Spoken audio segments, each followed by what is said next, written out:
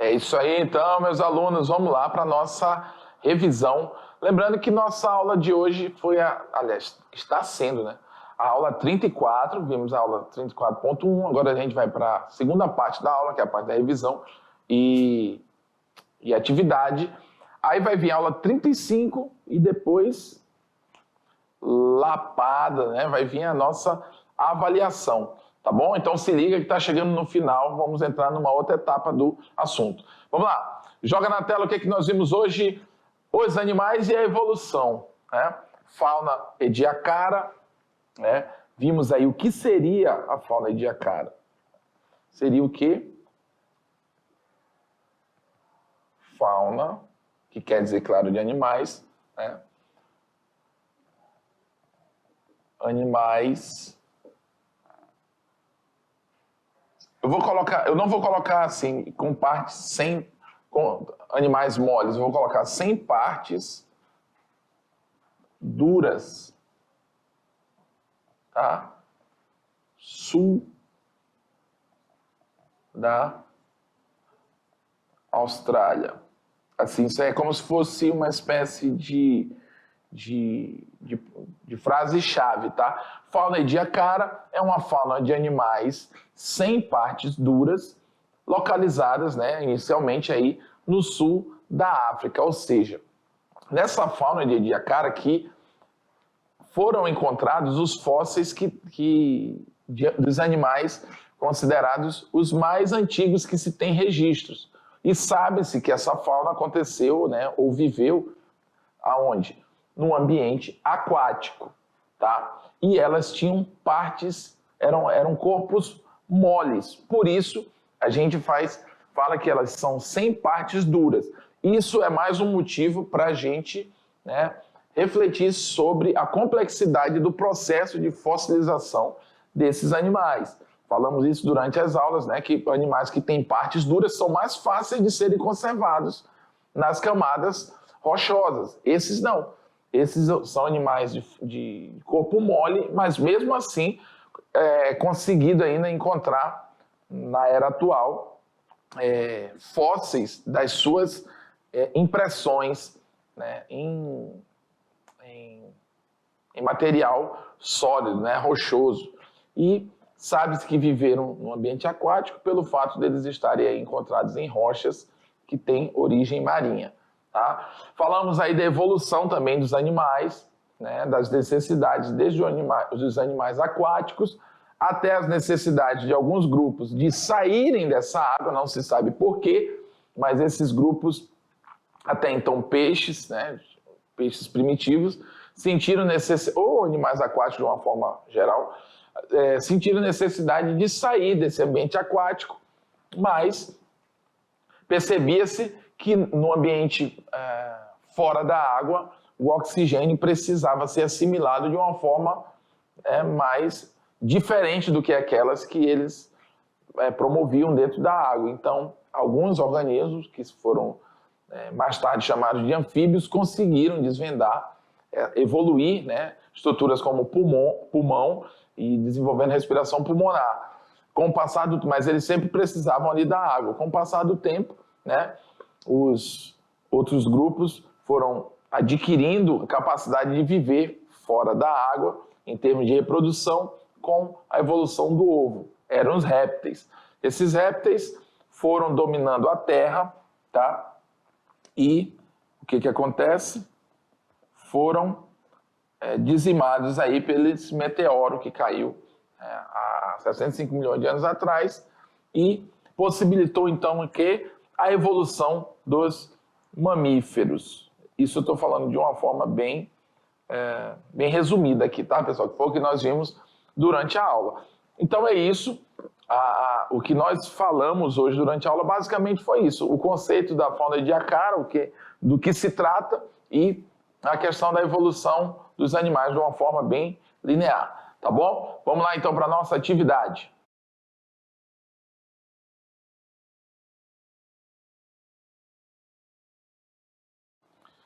Bom, vamos agora para a nossa atividade. Eu já percebi aí, né, na primeira questão, tá, que tem a resposta já vai vir junta, né? Eu já estou visualizando aqui no slide que está aqui, que a resposta está junto, tá bom? Eu vou fazer diferente, eu vou ler aqui com você, não vou pedir para colocar no ar agora, tá? Porque eu quero fazer o mistério com relação à resposta. Muitas são as teorias que tentam explicar como a vida surgiu e evoluiu ao longo de milhões de anos. Vai ficar esquisito, joga na tela, é melhor, que você vai acompanhando o que eu estou lendo, né? Eu não queria porque a resposta já está aparecendo. Mas vamos lá. Muitas são as teorias que tentam explicar como a vida surgiu e evoluiu ao longo de milhões de anos. Fato este que ainda gera grandes discussões na sociedade científica. Acredita-se que as primeiras formas de vida do planeta eram procariontes, né? E seguidos de eucariontes, onde tempos depois surgiram os vermes achatados e criaturas invertebradas mais complexas, como os trilobitas.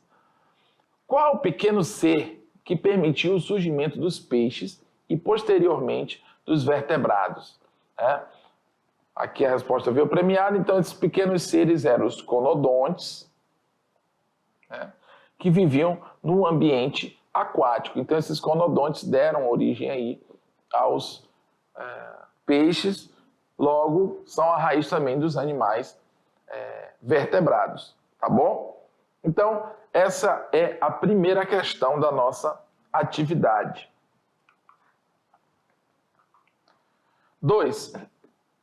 Quais foram os processos de preservação que permitiram a fossilização de organismos tão intrigantes, de corpo mole e sem esqueleto, como a fauna de Ediacara? Quais foram os processos de preservação que permitiram a fossilização, né? Que é o que torna o processo de preservação que permite a fossilização, que é o que torna intrigante, né? O processo de serem encontrados fósseis de corpos que não tinham partes duras. Isso é um pouco intrigante, é isso que levanta uma certa discussão ou curiosidade da comunidade científica, né? Uma coisa que é interessante, pessoal, eu quero explicar aqui para vocês, é que me veio à mente aqui, quando a gente falou da primeira questão, a gente tende a pensar que porque nós temos essa morfologia, cabeça, tronco, membro, postura ereta, a gente tende a pensar que nós evoluímos apenas de animais que se pareciam muito com a gente. Não, nós somos fruto de uma metamorfose evolutiva. Nós, por exemplo, bactérias, a gente não tem nada a ver com uma bactéria, se você for prestar atenção, não é verdade? Mas, de alguma forma, as bactérias foram os primeiros seres vivos e, de alguma forma, chegou no formato em que a gente está. Por exemplo, dos mamíferos, um dos ancestrais foi o musaranho, um dos primeiros representantes aí que viria a dar origem à grande gama de mamíferos, né? Musaranho é um animalzinho pequeno, eu não tenho uma imagem aqui agora para mostrar para vocês, mas ele lembra muito um rato, parece um rato pequeno, né? E nós viemos dele, nós somos mamíferos, logo, se ele é o precursor dos mamíferos, então nós, de alguma forma, descendemos dele, tá? Então nunca associe a estrutura física ao ancestral, achando, não, se é muito diferente daquilo, então eu não posso ter vindo daquilo. Na evolução não tem muito isso não, tá bom? Joga lá na tela agora a questão 2, continuando. Quais foram os processos de preservação que permitiram a fossilização de organismos tão intrigantes de corpo mole e sem esqueleto, como a fauna de Ediacara? Diga aí. A rápida cobertura com cinzas ou areia, aprisionando os organismos contra a lama ou tapetes microbianos em que viviam, acreditam-se ter sido a razão da precisão de detalhes encontrados, né? Então, isso aqui sugere, né, que a fossilização de alguns animais, é claro que o fato de serem encontrados alguns animais fossilizados, né, aliás, alguns fósseis de animais, não quer dizer que só existiam aqueles animais dos fósseis, ou seja, tinha uma gama desses animais. E sugere-se o quê? Cobertura com cinzas ou areia. Isso sugere algum evento catastrófico, né? Ou seja, para que eu seja conservado, olha aqui, vamos supor que eu seja conservado, eu seja soterrado, né? Para que isso aconteça, é muito provável que aquilo aconteceu de repente. É como se eu estivesse aqui e de repente desabou uma montanha e me guardou ali.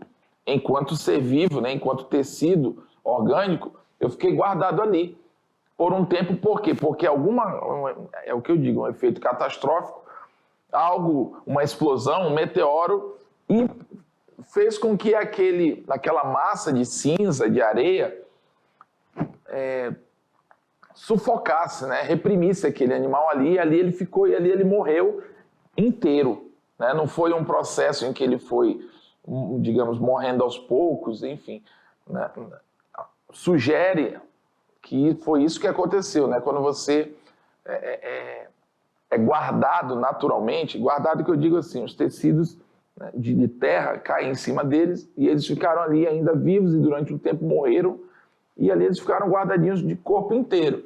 E isso sugere que foi passando o tempo, o solo foi se depositando, foi se renovando, as camadas, e ele foi ficando guardado ali até, né, ele sumir, digamos assim, ser decomposto, mas as marcas deles ficaram ali naquele local.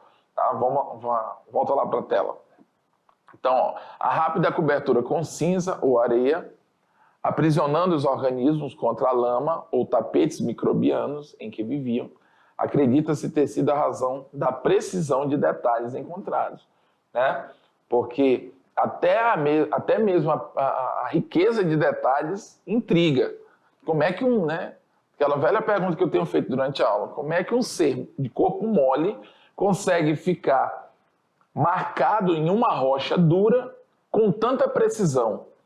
Como se ele, dá a impressão que era alguma coisa dura que foi apertada na rocha, mas não é, eles tinham um corpo mole. Então, intrigante. Opa, outra premiada. Ediacara é o nome de uma região da Austrália, onde ocorrem os mais antigos fósseis de metazoários, aqueles com células organizadas em tecidos e órgãos, datadas de aproximadamente 550 milhões de anos antes de Cristo. Porém, a fauna de Ediacara não é exclusiva da Austrália, pois tem sido encontrada em cerca de 30 outras localidades em todo o planeta, inclusive no Brasil. Qual é o estado brasileiro onde se tem registros da existência dessa fauna? No caso aqui, a resposta já estava, né?